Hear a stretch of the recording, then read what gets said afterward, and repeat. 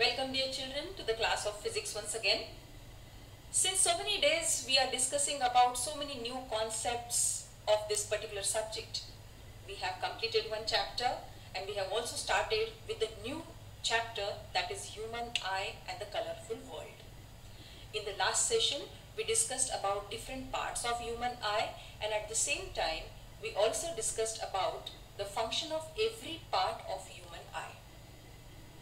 So this session we are going to continue with the same new chapter, that is human eye and the colorful world, and we are going to discuss new topic this time. Children, you have seen so many people around you with spectacles. I am sure many of you must be having specs. But why so? What is the reason for that? The reason is the functioning of the eye is not proper. There is some defect in the vision.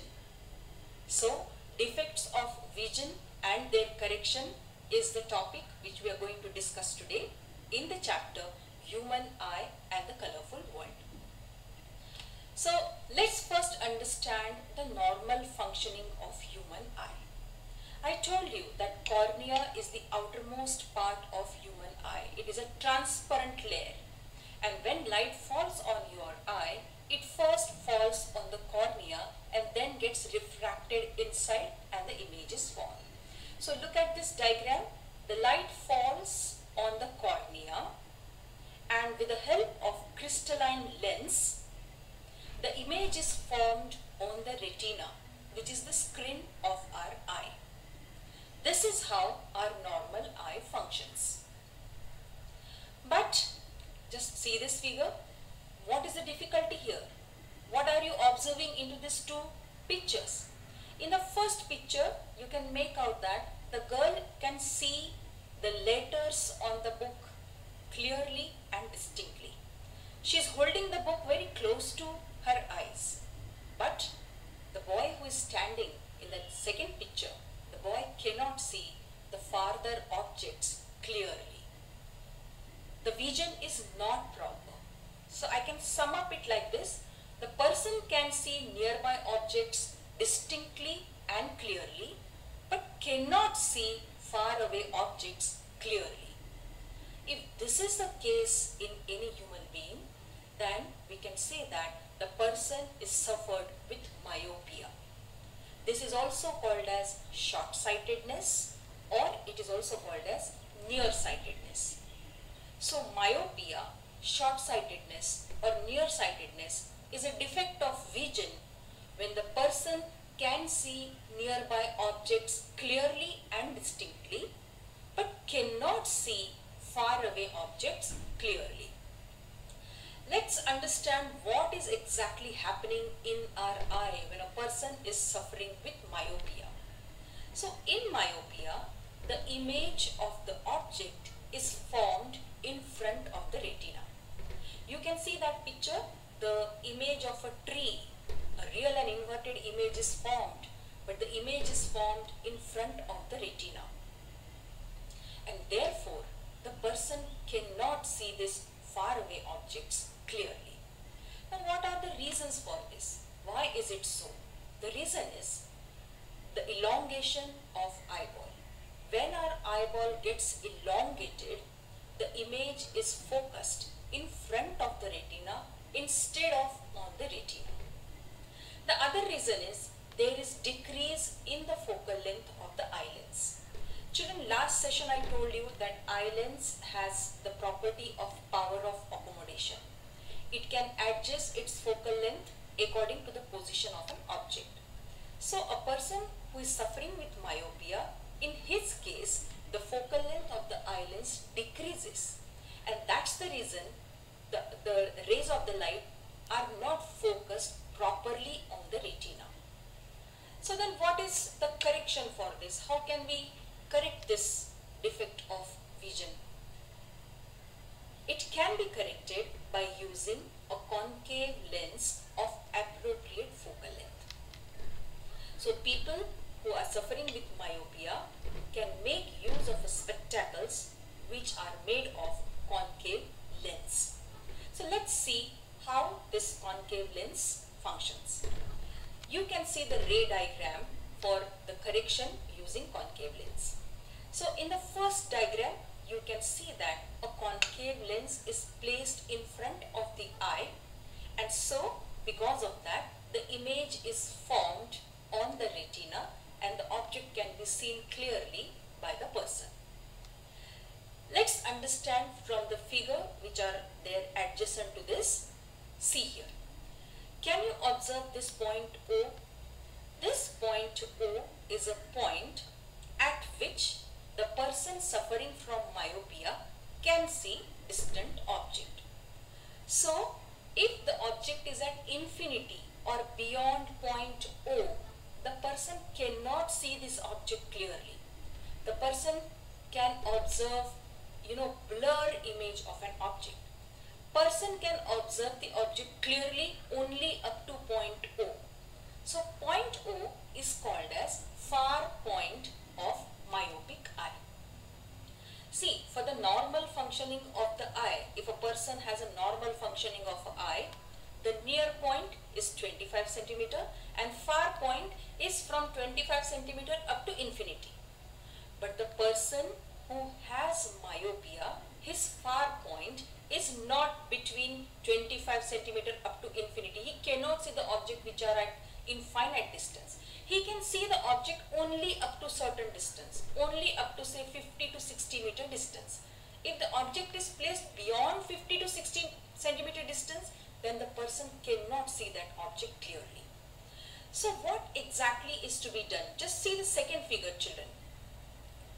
If the object is kept, or if the distance of the object is beyond this position O, then to see the image of the object clearly, we have to bring this object up to O.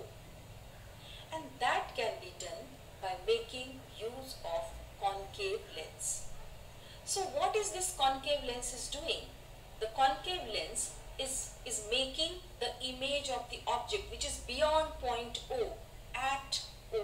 It is bringing the object close to the eye at point O. Our eye perceives the image as an object, and then the image of that object is formed on the retina. So this is how the spectacle with concave lens works to get the object on the retina. So children, usually myopia is common in the children. When you cannot see the words which are written on the blackboard, then you go home and you tell your mom that, "Mommy, I cannot see the words written on the blackboard," because you cannot see the objects which are far away from you clearly. So this is how the symptoms of myopia begins. So myopia, which is also called as short-sightedness or nearsightedness, and it can be corrected by using the spectacle of concave lens of proper focal length. Right? Now see this picture. What do you observe? You will observe that the lady is struggling to see the letters which is there on the laptop. She is finding it difficult to read the sentences. So the person cannot see nearby objects clearly, but can see the distant object clearly and distinctly. If this is the case, then we can say that the person has hypermetropia. So, the defect in which person cannot see nearby objects clearly, but can see the farther object clearly and distinctly, that defect of vision is called as hypermetropia. It is also called as far-sightedness, or it is also called as long-sightedness. Now let's observe actually how our eye functions when we are suffered with hypermetropia. In hypermetropic eye, the image of the object is formed beyond retina. You can see the picture over there. The image of the tree, the real and inverted image of the tree, is not formed on the retina. The image is formed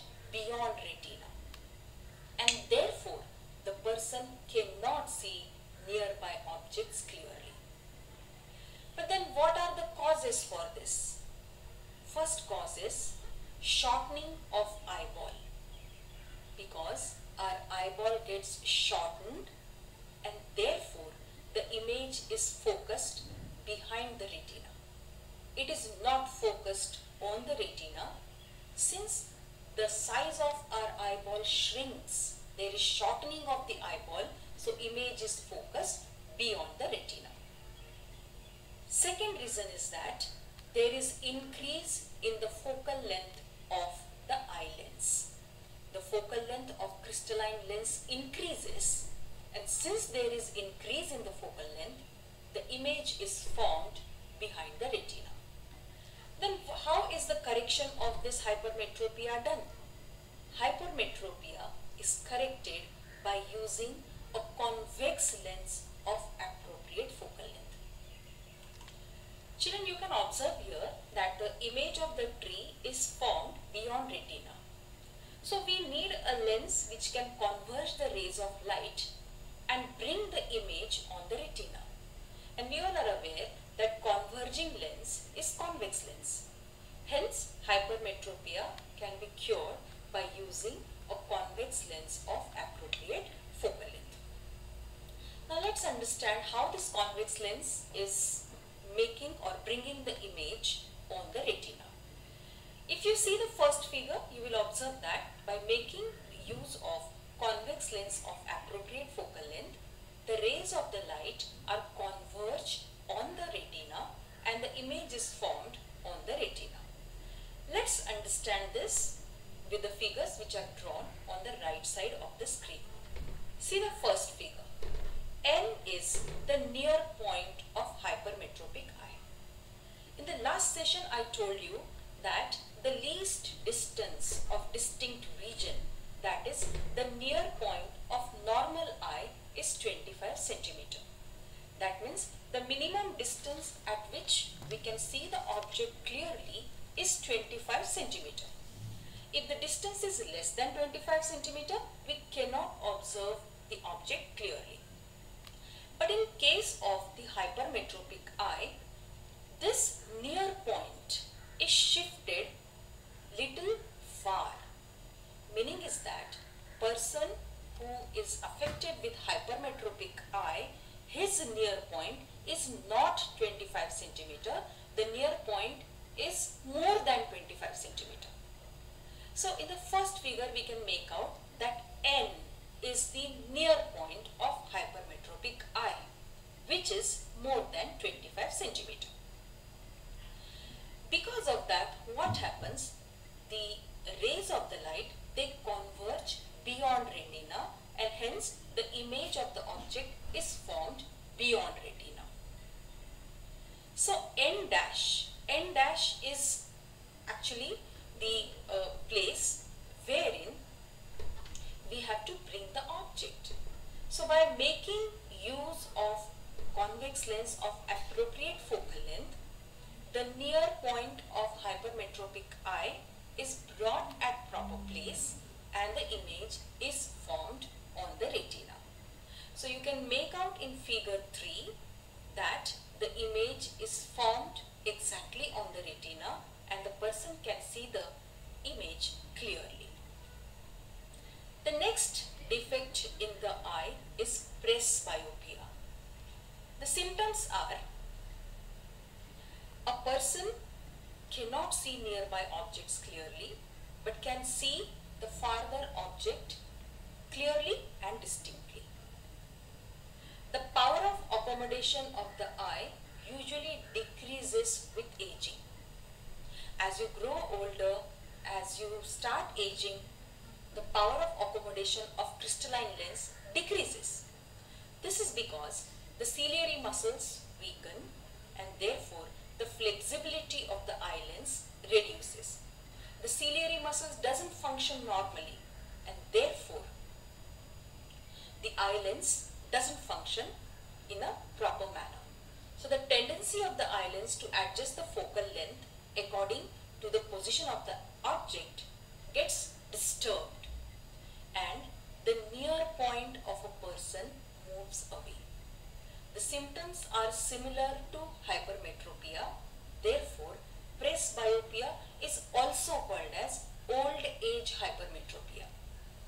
So this happens only because of aging. This happens as we grow older, and it's because of the weakening of the ciliary muscles. So the defect can be corrected by using a convex lens of appropriate focal length. So the doctors usually recommend spectacles with convex lens to correct presbyopia. Sometimes it is observed that the person may suffer from both nearsightedness and farsightedness. Meaning is that the person is suffered with both myopia and hypermetropia. Such people are advised to use bifocal lenses. Now bifocal, the name itself suggests, bi means two. So the lens which has both concave and convex lens is a bifocal lens. So bifocal lenses consist of concave on the upper portion and convex on the lower portion.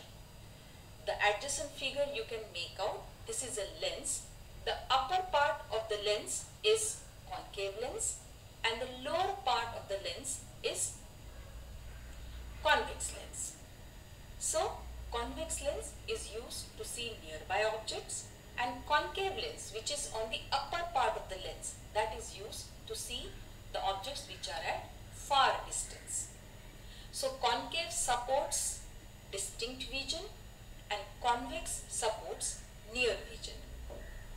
So the defect in the eye can also be corrected using contact lenses. Nowadays you must have seen many people, all those who do not want to use a spectacle, they make use of contact lenses. The use of contact lens is that, you are constantly using the lens, so the power of your lens doesn't increase. Or certain people also go for the laser surgery to correct the defect. So myopia and hypermetropia, people suffering with myopia and hypermetropia, they make use of bifocal lenses, and in bifocal lens, the upper part of the lens is concave lens and the lower portion is convex lens.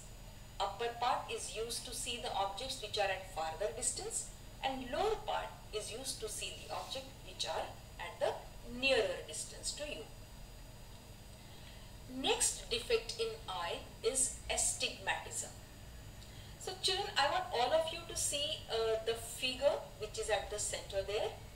You can observe that for the normal functioning of the eye, the image is formed on the retina and we can see the object clearly.